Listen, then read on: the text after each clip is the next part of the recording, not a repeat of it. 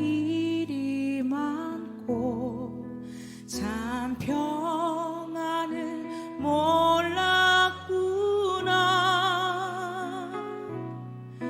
내 주 예수 나로라 부르시니 곧 평안히 쉬리로다. 이 세상 여러분, 평생을 창살 없는 감옥과 같은 삶을 산 왕이 있다면 믿어지시겠습니까? 그가 바로 청나라의 마지막 황제인 푸이라는 왕이 평생을 감옥과 같은 인생을 살다가 그 인생을 마친 사람이었다라는 거죠. 푸이가 3살이 되던 1908년 11월 14일에 앞에 있던 선왕이 죽습니다. 사실 푸이는 왕위를 이을 적통자는 아니었어요. 근데 그 당시 강력한 권력을 가지고 있었던 서태후에 의해서 불과 3살의 나이에 지나지 않았던 이 푸이가 왕에 오릅니다. 그렇게 3살의 나이에 황제에 오르게 되었는데요. 불과 3년밖에 지나지 않아서 이 중국의 신의 혁명이라는 혁명이 일어나요. 그러니 어린 나이에 야, 이게 진짜 세상살이가 호락호락하지 않구나. 왕이라고 해서 내 맘대로 되는 게 아니구나. 라는 생각을 가지니까요. 그때부터는 세상의 눈치를 보기 시작을 해요. 급기야는 야, 뭐 왕도 아닌데 성에 보살피고 살 이유가 뭐가 있어? 쟤도 똑같은 평민이야. 그렇게 해서 이제는 궁궐에서 쫓겨나요. 왕의 신분에서 이제 평민이 됩니다. 목숨이 위태롭다라는 위기감을 느껴요. 그래서 이 푸이가 그때 당시 호시탐탐 이 중국을 노리고 있었던 일본에 도망을 쳐요. 만주에 당시에 주둔해 있었던 이 일본군에 투항을 해서 나를 좀 보호해 주시오. 나를 좀 살려 주시오. 라고 부탁을 해요. 굉장한 횡재지요. 명분을 얻은 거예요. 그동안에 어떻게 하면 이 중국 땅을 공격해 갖고 우리가 집어삼킬까라고 했는데 땅도 땅이지만 마땅한 명분이었었거든요. 그런데 황제가 제발로 자기 품에 들어오니까 이야, 이거 진짜 잘 됐다. 그거를 빌미로 일본이 중국을 점령하기 시작합니다. 그리고 세운 나라가 만주국이에요. 그 청나라 왕이 이젠 만주의 왕이 된 겁니다. 일본이 세운 또 꼭두각시 임금이었죠. 그렇게 호의호식을 조금 하려나 싶었는데 금방 또 전쟁이 끝났어요. 전쟁이 끝나니까 또 이제 어떻게 됩니까? 도망자 신세가 된 거예요.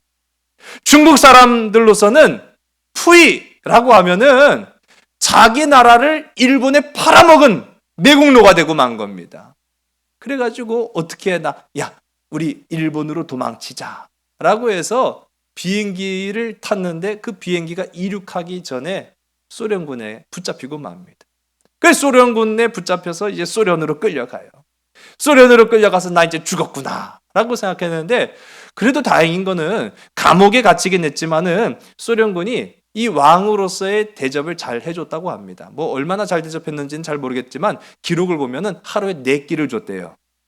근데 그렇게 잘 먹은 사람 같아 보이지는 않아요. 소련군의 보호를 받으면서 지내다 보니까 이것도 꽤 괜찮거든요. 내가 중국으로 송환돼서 끌려가면은 중국 사람들한테는 죽는단 말이에요. 그러니 나 소련 공산당에 좀 가입시켜 주시오. 나 좀 살려 주시오. 그렇게 했지만은 결국은 자기 뜻대로 안 되고 중국으로 송환이 돼요. 중국으로 송환돼서 야, 나 진짜 이제는 죽었구나, 끝났구나 라고 생각을 했는데, 중국도 마지막 왕을 그렇게 무참히 죽였다라고 하면은 이 국가 이미지가 별로 좋지 않거든요. 이 푸이를 살려줍니다. 살려주면서 감옥에서 10년 동안 사상교육을 시켜요. 공산당 사상교육을 시키는 거예요. 그 공산당 사상교육을 시켜서 이제 풀려납니다. 노년이 된 이 푸이는 식물관리원으로 죽을 때까지 장미꽃 가꾸다가 마침내 1967년 67세의 나이로 사망했다라고 합니다. 참 어떻게 보면 화려하게 시작해서 쓸쓸하게 끝난 인생이 되고 말았죠. 이제 노년의 나이에 이렇게 생을 마감했다고 합니다. 제가 이 마지막 황제 푸이에 관해서 잠깐 말씀을 드렸는데 이 사람 곁에서 이 평생을 그 곁에 시종을 들었던 신하가 이렇게 고백을 해요. 그는 살기 위해서 일본 편에 설 때는 천황을 찬양했고 소련 편에 설 때는 공산주의를 미화했고 중국 공산당에 있을 때에는 마오쩌둥을 숭배한 그야말로 바람 부는 대로 흔들리며 살아남는 데에는 명인이 되었다. 참 비참한 말이었죠. 역사는 되풀이된다고 하는데 이건 참 비참한 말입니다. 역사는 되풀이되어서는 안 돼요. 여러분, 하나님이 우리에게 향하신 역사는 새롭게 날마다 쓰여져야 되는 줄로 믿으시기 바랍니다. 가슴 아팠던 일들이, 상처받았던 일들이 반복되어서는 안 돼요.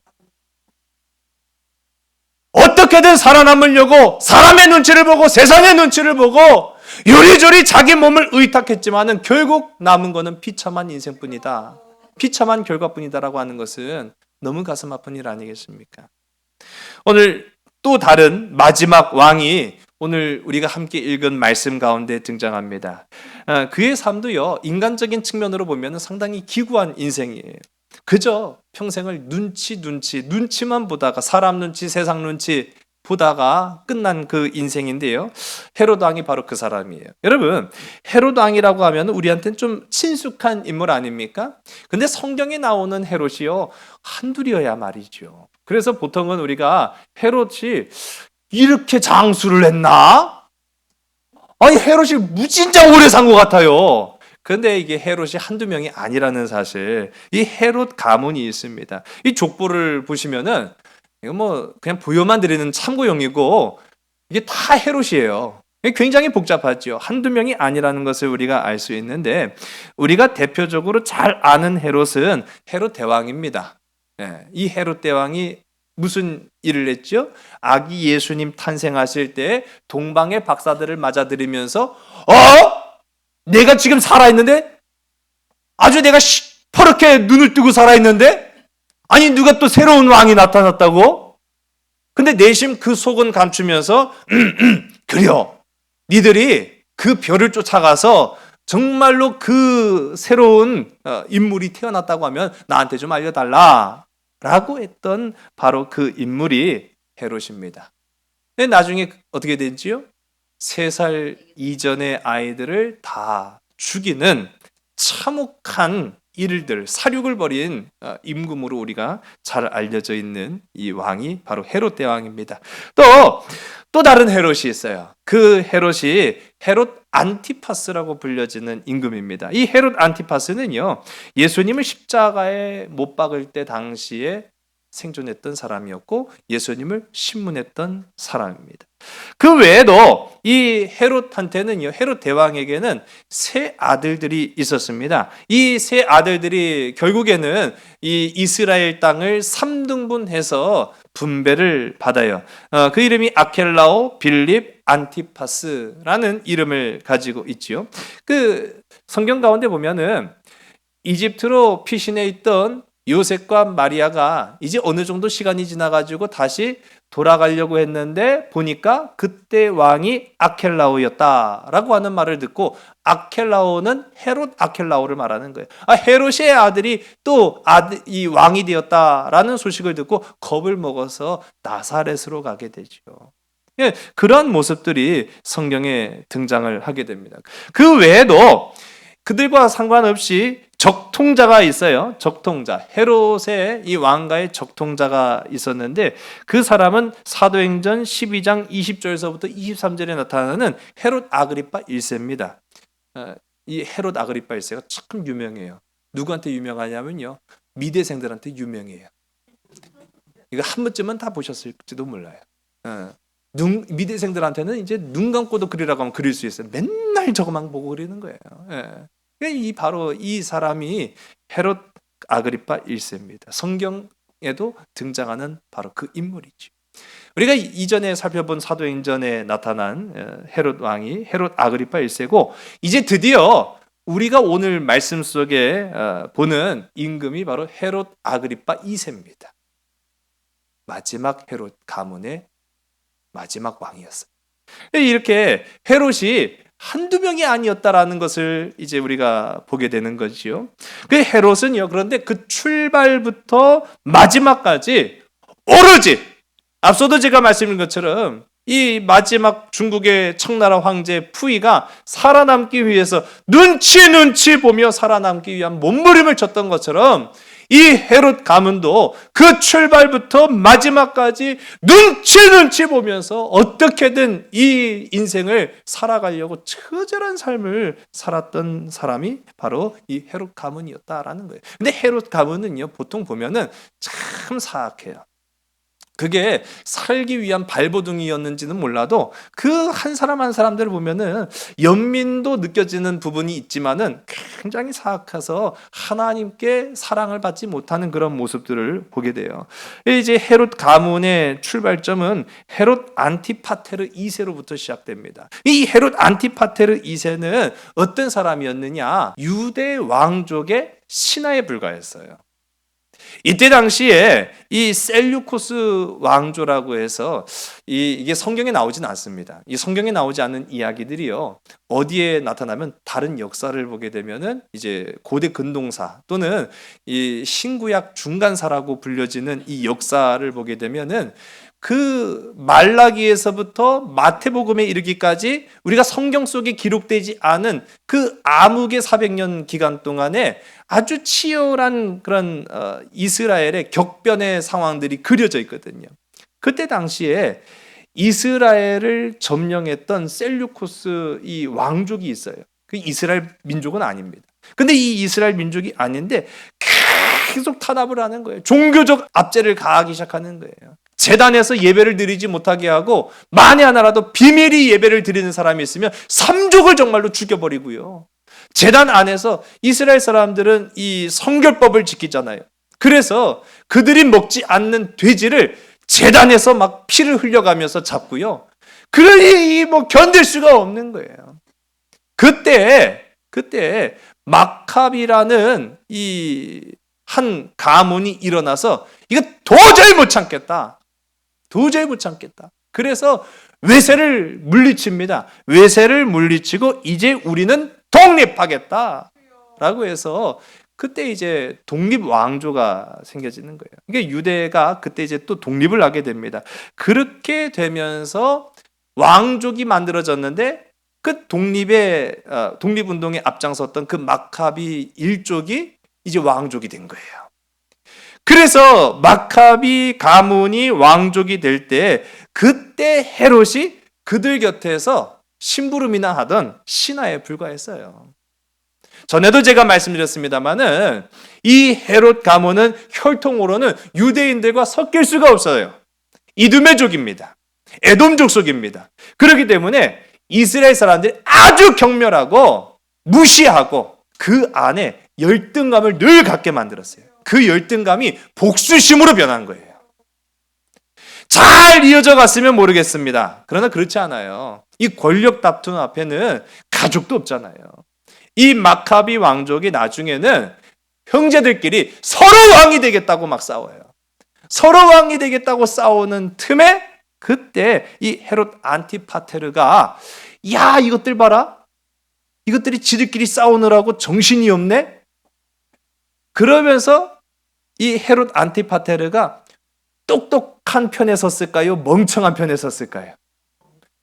어쩜 그렇게 잘하셔. 똑똑한 편에 서면은 걔만 도와주는 꼴이 돼. 그래서 멍청한 애 편에 서가지고 얘를 일단 이기게 만든 다음에 걔를 깔아뭉개는 거예요. 그래서 헤롯 안티파테르 2세가 로마의 도움을 받습니다. 로마의 도움을 받아서 자기가 이 마카비 형제를 도와주는 척하면서 결국 실속은 자기가 잡아요. 그래서 유대 땅의 임금이 됩니다. 그런 권력욕으로 이 헤롯 안티파테르 2세가 자기 아들한테는 너 이 나라를 네가 다 짊어지고 가야 돼.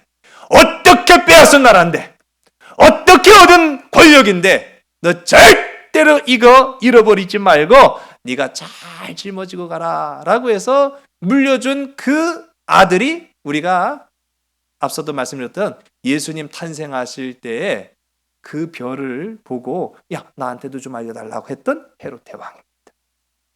그래서 제가 가만히 보니까요, 왜 이 헤롯이 왕의 권세에 그토록 집착했는지 알만해요. 자기 아버지가 핏값으로 세운 나라거든요. 죽이고 죽여서 권모 술수를 동원하고 수단과 방법을 가리지 않아서 빼앗은 나라거든요. 그래서 사실 보면은 뺏은 사람은 빼앗길까 봐 늘 두려워하는 거예요. 정당한 방법으로 얻어낸 것이 아니라 하나님의 은혜로 결실을 맺은 것이 아니라 부당한 방법을 가지고 빼앗은 자는 또 자기처럼 뺏길까 봐 불안한 거예요. 그러니 예수님을 핍박하지 않을 수가 없었던 것이죠. 이 헤롯 대왕이 그때부터요, 그 왕의 권세라고 하면은 아주 예민한 사람이 됩니다. 그래서 자기를 위협하는 자라고 하면은 아내도 죽여요, 장모도 죽여요, 자식도 다 죽여요. 그러니 이 헤롯과 밀접한 관계였던 로마, 왜 로마가 이 밀접한지는 제가 앞서도 말씀한 것처럼 로마의 권력을 등에 힘입어서 이 유대 땅을 차지했거든요. 그 주변에서 그 들려오는 소식을 다 듣는 거예요. 그때 당시에 옥타비아누스 황제가 헤롯이 임금되더니 아내도 죽였디야. 참 별놈 다 있네.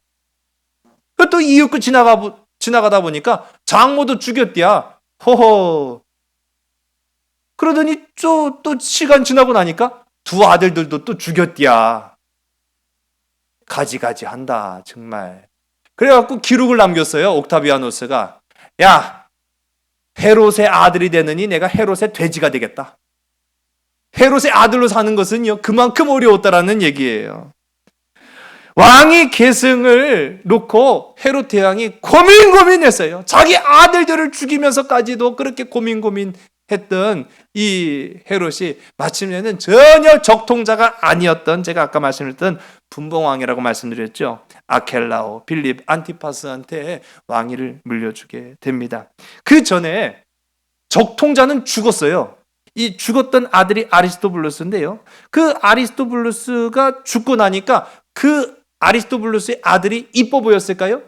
아니죠. 자기를 죽이려고 했다고, 음모가 되었든 누명이 되었든 간에 자기를 죽이려고 했기 때문에 내가 먼저 죽였는데 내 왕위를 넘은 놈의 자식? 아무리 내 피가 섞여 있어도 이쁘지가 않았던가 봐요. 그래서 그 아리스토블루스의 아들을 로마로 귀양을 보냅니다. 너 로마 가서 그냥 살고 아예 오지 마. 네가 오면은 괜히 껄끄러워지니까 너 그냥 로마에 살아라. 그렇게 보내요.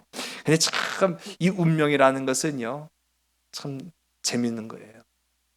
이 아리스토블루스의 아들, 그래서 왕이 계승해서 밀려난 이 헤롯 아그리파 1세가 그 로마 귀양살이 가서 거기서 먹고 자고 배우고 크다가 누구랑 친해졌는가 하면은 로마 황제랑 친해졌어요. 로마 황제랑 어렸을 적부터 친구가 됩니다.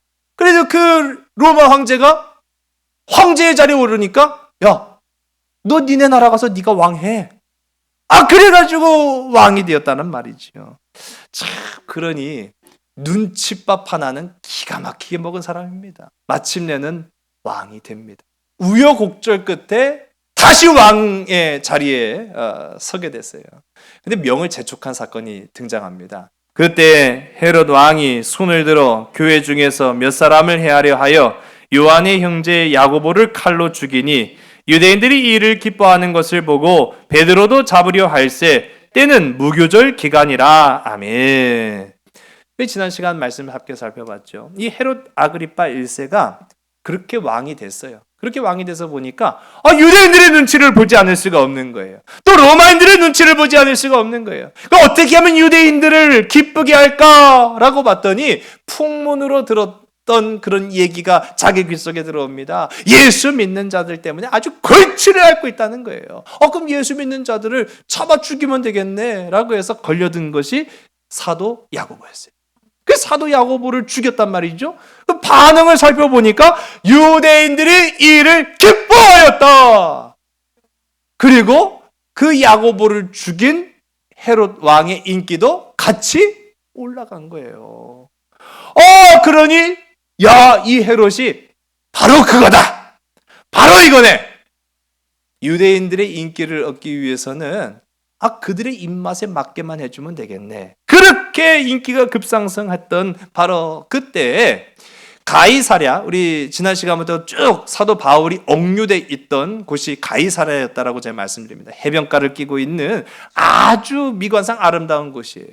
그 가이사랴에서 로마 황제를 위해서 연회를 베풉니다. 물론 로마 황제를 초청한 것은 아니고요. 주변 국가의 많은 대신들과 임금들을 초청해서 이 헤롯 아그리파 1세가 잔치를 벌여요. 그 잔치에 아주 하이라이트가 되는 장면이 있습니다. 그 하이라이트가 되는 장면을 역사가 요세푸스가 이렇게 기록을 했어요. 둘째 날 아침 순은으로 짜여진 의복을 입고 원형극장으로 들어가는 순간 찬란한 빛에 사람들은 기묘한 두려움과 경외감을 느껴서 헤롯 왕의 말을 사람이 아닌 신의 말로 들었다. 경기장이 바로 이 가이사랴에 지금도 남아있는 원형 경기장이에요. 아침 해가 떠오릅니다. 기가 막히죠. 그 원형 경기장으로 아침 해가 탁 떠오르는데 그 타이밍에 맞춰가지고 이 헤롯 아그리파 1세가 아주 휘황찬란한 옷을 입고 딱 등장을 하니까요. 이 햇빛에 반사된 이 옷이 얼마나 멋있고 아름답겠습니까? 그래서 사람들이 와! 한 거예요. 와! 안 그래도 지금 인기가 한창 올라가는 거예요. 그러니까 주가가 상승하고 있을 때 아주 정점을 찍은 거죠. 그렇게 와! 하고 있을 때 헤롯이 딱 한마디 하니까요. 거기에 있던 사람들이 야! 이거는 사람의 말이 아니다. 신이 임하였다. 신이 임하였다. 이게 신성모독 아닙니까? 근데 그들의 입에서 지금 막 신이 임했다라고 막 얘기를 하는 거예요. 그 상황에서 헤롯은 인기에 도취가 되어서 그것을 제지하지 않았어요. 나무라지도 않았어요. 야, 어떻게 내가 신이 될 수 있냐? 나는 임금이다. 뭐 그렇게 얘기했다든지 그건 신성모독이다 그러지 말아라. 제지했다든지 그런 경우가 없어요. 그 장면을 그냥 즐긴 거예요. 그렇게 즐겼어요. 이렇게 한 장면이요. 정확하게 일치하는 부분이 나타납니다. 우리 사도행전 12장 21절과 22절의 말씀을 우리 함께 해보겠습니다. 시작. 헤롯이 나를 택하여 왕복을 입고 단상에 앉아 백성에게 연설하니 백성들이 크게 부르되 이것은 신의 소리요 사람의 소리가 아니라 하거늘. 아멘. 그 두 기록이 일치하는 그런 장면이 나타나지요. 그 결과가 어떻게 됐겠습니까? 하나님께 돌릴 영광을 자기 자신에게 돌린 그 결과가 23절에 나타나고 있어요. 우리 함께 읽으면 시작. 헤롯이 영광을 하나님께로 돌리지 아니하므로 주의 사자가 곧 친히 벌레에게 먹혀 죽으니라. 아멘. 벌레에게 먹혀 죽었다라고 성경이 말하고 있어요. 저 이게 한참을 봐서 이 도대체 벌레에게 먹혀 죽었다라는 것은 진짜 살아있는데 벌레가 먹어서 죽었다는 건지 아니면 죽어서 벌레가 그 몸 안에서 나왔다라는 건지 그 한참을 봤어요. 그 한참을 봤는데 영어 성경에도 보니까 He was eaten of worms라고 해요. 진짜 벌레가 그를 먹었다라고 말하는 거예요. 벌레가 정말로 먹었다는 거예요. 벌레가 먹어서 죽은 경우는 흔치 않지 않습니까? 네, 흔치 않지요. 이거를 이 역사가 요세푸스의 기록을 보니까요. 그렇게 나와요. 그때 이 헤롯은 그때가 언제 말하는 거예요? 원형 경기장 앞에서 사람들한테 찬양을 받으면서 아주 찬란한 빛을 뿜으며 내가 곧 신이다 라고 했던 바로 그때를 말하는 거예요. 그때 그가 찔리는 듯한 아픔을 느꼈고 왕은 강한 고통으로 복부를 움켜쥐고 쓰러져서 5일 동안 침상에 누워 신음하다 결국 죽고 말았다. 그의 나이 54세, 즉위한 지 7년째 되는 해였다. 라고 말하고 있어요. 복부를 움켜쥐고 쓰러져서 침상에서 신음하다가 마침내는 숨을 거뒀다라고 말하고 있어요. 여러분, 우리 신체 중에 보면은요, 우리 장기지요, 저 끝에 아주 작은 부분이 있어요. 거기를 맹장이라고 부릅니다. 그 맹장이라고 부르는 부분을요, 한자로 표현하면 충수라고 합니다. 이 충수는 벌레를 의미하는 거예요. 벌레의 모양을 가지고 있다라고 해서 충수라고 하고, 맹장염을 충수염이라고 말해요. 한마디로 말하면 맹장이 터져 죽은 거지. 근데 그걸 개복을 해서 알았을까요? 왕의 신체를, 왕이 갑자기 급사한 거잖아요. 요절한 거잖아요. 그러니 부검해야 됩니다 라고 해서 왕이 어떻게 죽었는지 그 이유와 원인을 규명하기 위해서 부검했을까요? 아니죠. 왕을 어떻게 부검합니까? 그런데 누가는 아주 정확하게 기록을 하기를 그가 벌레가 먹어 죽었다 라고 표현을 하고 있어요. 아니, 열어보지도 않았는데 그거 어떻게 알았을까요? 하나님이 하셨기 때문인 거죠. 하나님이 하셨다라는 거예요. 원인은 병에 먹히고 말았다라는 것을 그가 벌레에 먹혀 죽었다라고 성경이 표현을 하고 있어요. 참 이 부분을 보더라도 우리가 하나님의 역사는 신묘막측하지 않을 수가 없다라는 사실입니다. 여러분, 왕이 죽었어요. 이제 헤롯 아그리빠가 그렇게 우여곡절 끝에 왕이 됐는데 마침내 그의 말로는 하나님을 업신여기다가 결국 그런 비참한 말로를 맞게 되었습니다. 이제 그의 후계자가 있어야 될 거 아니에요. 그런데 오늘 본문에 등장하는 헤롯 아그리빠 2세가 있었어요, 그때. 근데 그때 당시 나이가 17살이었습니다. 물론 적은 나이는 아니에요. 그래서 로마 황제 글라디오스가 그를 이제 이 헤롯 아그리빠 1세 뒤를 이어서 왕이 되게 해라 라고 허락을 해요. 근데 주변에서 이 유대 땅은 임금님 너무 민감한 땅입니다. 불가능합니다 하고 만류를 해요. 그래가지고 이 유대 땅에 다시 누가 다스리기 시작합니까? 로마의 총독이 다스리기 시작한 게 그때부터 또 다스리기 시작한 거예요. 또 총독이 다스리고 이 아그리빠 헤롯 왕은 또 그 아버지처럼 왕이 되지 못하고 주변을 맴돌기 시작하는 거예요. 주변만 맴돌면서 뭐만 또 늘어나고 눈치만 늘어나는 거예요. 눈치만. 다행으로 이제 나중에 오늘 우리가 함께 읽은 말씀의 시대에 로마 황제가 되었던 네로가 이스라엘 북부 지방을 다스릴 수 있는 권세를 줘요. 그 이스라엘 북부 지방이 이제 화면에 보시면 노란색으로 표현된 곳입니다. 저 끝자락을 준 거예요. 저 끝자락에 너 왕으로 다스려라 하고 이제 줍니다. 그런데 여전히 이 헤롯 아그리빠 2세한테는 그거 갖고는 만족이 안 돼요. 여러분, 왕이 지금 수도를 벗어나 있잖아요. 빨간색으로 표현한 부분이 이 수도 예루살렘이 있는 곳입니다. 아니, 왕은 여기를 다스려야 돼요. 저 북부 끝자락을 다스린다고 해서 왕, 뭐 대단하다. 누구도 인정해주지 않는 거예요. 그러니 헤롯 아그리빠 2세도요. 야, 내가 이거 왕이 돼야 되는데 이거 어떻게 하면 왕이 되나 하고 봤더니 방법이 없어요. 로마의 눈치 보는 것밖에는 방법이 없어요. 그렇기 때문에 이 눈치를 봤던 헤롯 아그리빠 2세는 그 총독이 부임하면 늘 인사를 가는 거예요. 아유, 잘 오셨냐고.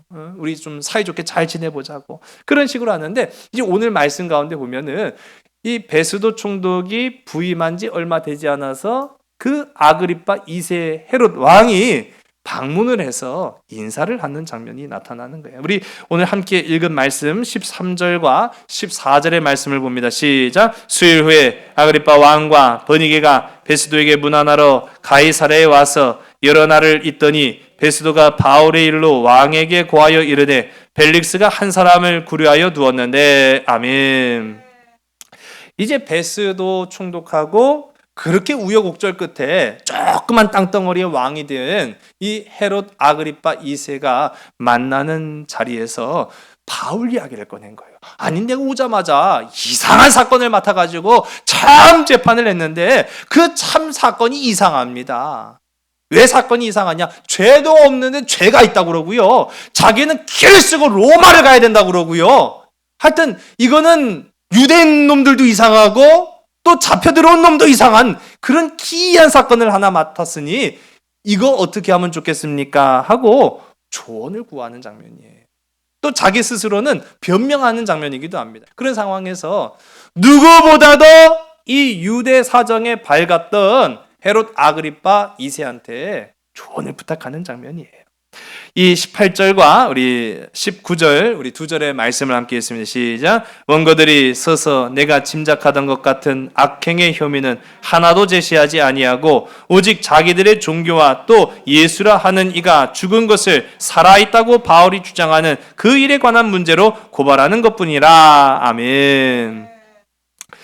이 18절과 19절의 말씀을 보니까 유대인들의 고발 내용은 죄로 성립될 것이 하나도 없었다라는 거예요. 아니 뭐 죄가 돼야 얘를 처벌을 하든지 니들 마음대로 하라고 뭐 얘기를 하든지 하는데 이거는 로마법, 왜냐하면 로마 시민이니까요. 로마법상 보면은 처벌할 것이 하나도 없고 오직 사도 바울은 무엇만 주장하고 있었다고 지금 말하고 있습니까?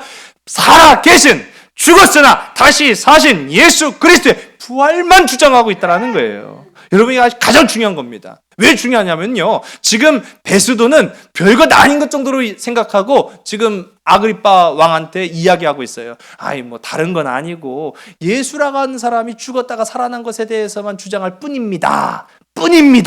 라고 해요. 일부 그렇게 주장하고 있을 뿐입니다. 라고 하지만 사도 바울에겐 일부가 아니라 전부였는 줄로 믿으시기 바랍니다.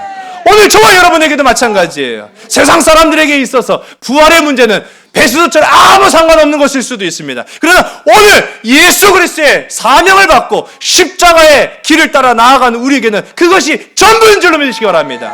일부여서는 안 된다는 거예요. 그것 때문에 고난받고 그것 때문에 십자가의 그 형장의 이슬로 사도 바울도 자기 자신을 그렇게 갈 거라는 사실을 알고 있음에도 불구하고 그것만이 나의 전부라고 주장했던 것, 그것에 오늘 우리는 주목해야 된다는 거예요.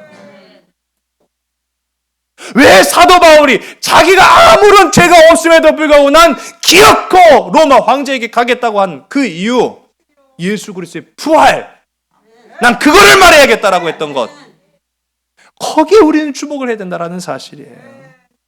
여러분, 우리의 시선이 어디로 가 있습니까? 우리의 관심이 어디로 가 있습니까?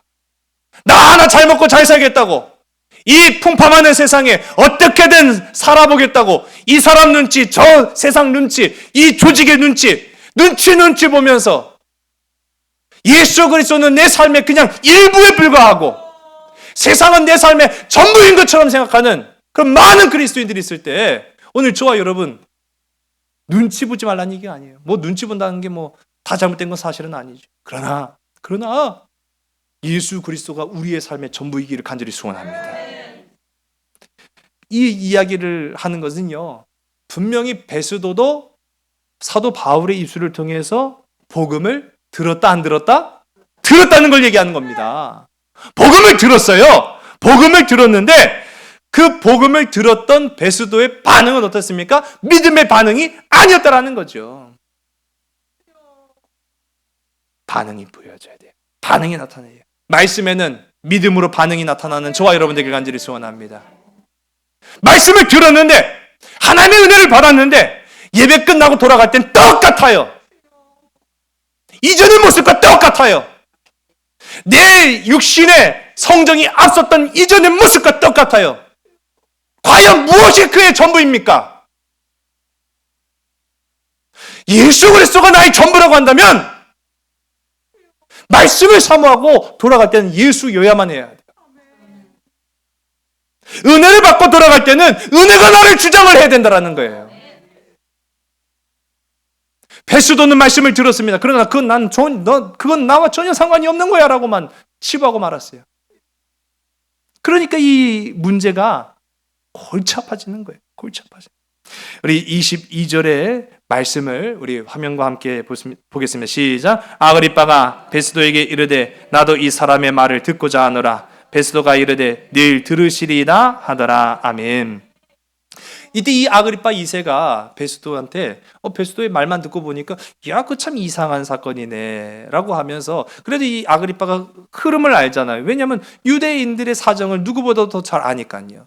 그래서 그러면 내가 직접 그를 만나봐야겠습니다. 그의 말을 들어보겠습니다. 그의 말을 들어본다는 말이 무슨 말입니까? 예수가 부활했다는 얘기가 도대체 무엇인지를 듣겠다는 얘기예요. 말씀을 들어보겠다라는 얘기예요.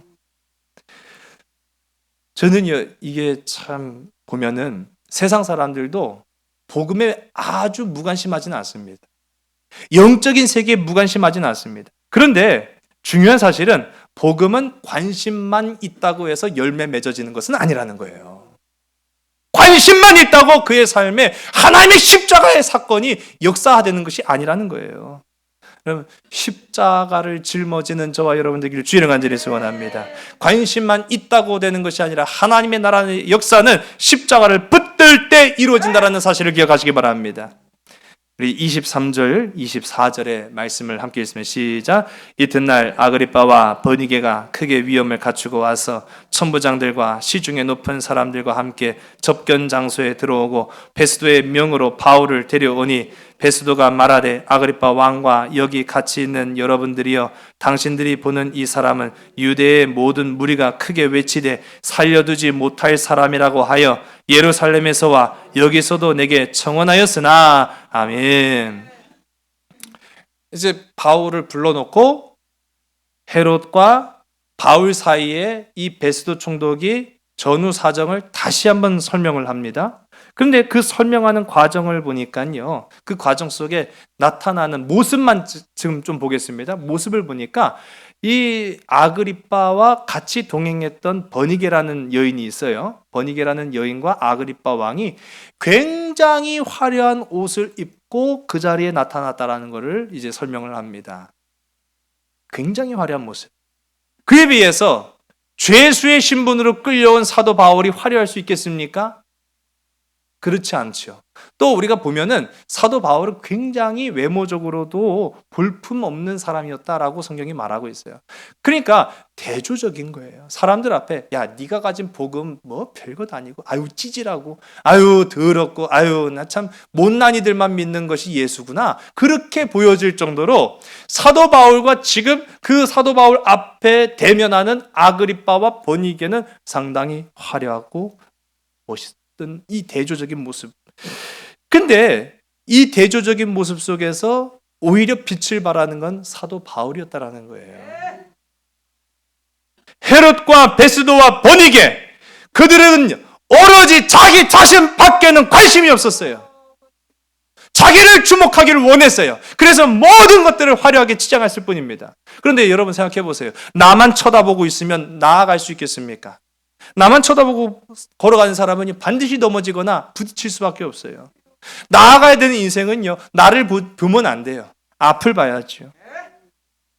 그런 이 대조적인 모습, 아무리 겉은 화려했을지라도 사도 바울에 비해서 아무것도 아니었음을 우리가 보는 거죠. 우리 27절의 말씀을 함께 했으면 시작. 그 죄목도 밝히지 아니하고 죄수를 보내는 것이 무리한 일인 줄 아나이다 하였더라. 아멘. 여기서도 나옵니다.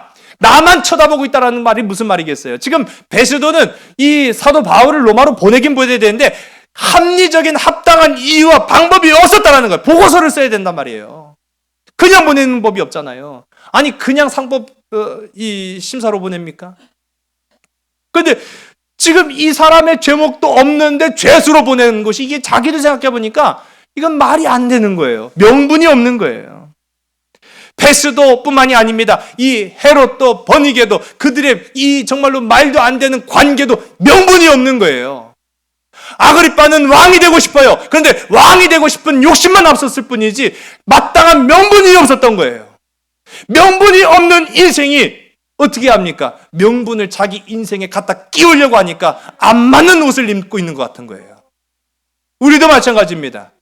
내 인생을 합리화시키려고 자꾸만 명분을 갖다 끌어넣으면 우리는 맞지 않는 옷을 입고 살아가는 사람과 같은 거예요.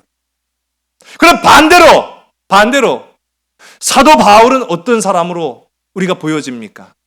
그는 자신의 행동과 자신의 모습을 명분에 갖다 맞춘 것이 아니라 사명에 자신의 인생을 맞춘 사람이에요. 무엇에 나를 맞췄느냐에 따라서 완전히 달라지는 거예요.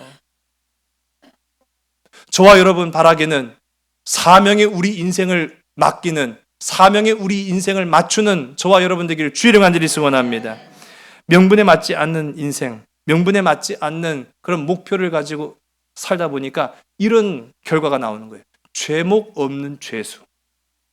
죄목 없는 죄수. 여러분, 이 죄목 없는 죄수라는 말 딱 떠오르시는 분이 있죠. 예수님. 예수님이 무슨 죄가 있어서 그 많은 고난과 고초를 당하시고 십자가 당하셨습니까? 차라리 사도 바울은 나으면 훨씬 나은 편이죠. 우리 주님은요, 제대로 된 재판 한번 받아보지 못하고 죄목 없는 죄수 되어서 십자가에 못 박혀 죽으셨다라는 사실입니다. 여러분, 내 삶을 합리화하려고 했다면 우리 주님은 절대로 이 십자가를 지지 않으셨을 거예요. 그러나 우리 주님은 십자가라는 사명에 자기 자신을 온전히 맡겼기에 온 인류를 구원하는 하나님의 뜻을 이루실 수 있었다라는 사실입니다. 이제 오늘 이 말씀을 통해서 한 주간 여러분의 삶에 살아갈 때에 우리 한번 우리 삶에 적용해 봅시다. 우리가 우리의 말과 우리의 행동을 합리화시키려고 갖다 끼운 그런 것들은 없지는 않은가? 아니면 이제는 내가 그리스도인으로서 하나님의 말씀과 사명에 나 자신을 녹이는 그런 인생으로 살아가야 되는 것은 아닌가? 제가 지난주 주보에다가 올린 조정민의 무엇이 성숙인가 라는 책에서 발췌한 글을 읽는 것으로 오늘 말씀을 마무리 짓겠습니다. 교회 다니는 사람들의 겉모습, 그 형태는 크리스천의 모습을 다 갖추고 있습니다. 그러나 중요한 것은 내가 살아가는 삶의 자리에서 내가 얼마나 녹았느냐는 것입니다. 내가 얼마나 소리 없이 내 생명을 들여 소진되고 있느냐는 것입니다. 소금은 날마다 하나씩 쌓아가는 삶이 아니라 날마다 하나씩 잃어가는 삶입니다. 소금은 날마다 내 주장이 하나씩 늘어가는 삶이 아니라 하나씩 내 주장과 목소리가 사라져가는 삶입니다. 이것이 지금 예수님이 말씀하시는 차고 넘치는 삶, 하나님 나라를 성취하는 삶, 완성된 삶, 복 있는 삶입니다. 우리 한 주일 여러분의 삶에 예수 그리스도로 완성된 거룩하고 아름다운 인생들이 다 되시기를 주의 이름으로 간절히 소원합니다. 기도하시겠습니다. 아버지 하나님, 세상을 어떻게든 내 목적에 맞게, 세상을 어떻게든 내 이익에 맞추어서 살아가려다 보니까 맞지 않는 옷을 입고 있는 것만 같습니다. 삶의 명분을 맞추려고 하니까 어울리지 않는 이유로 살아가는 것만 같습니다.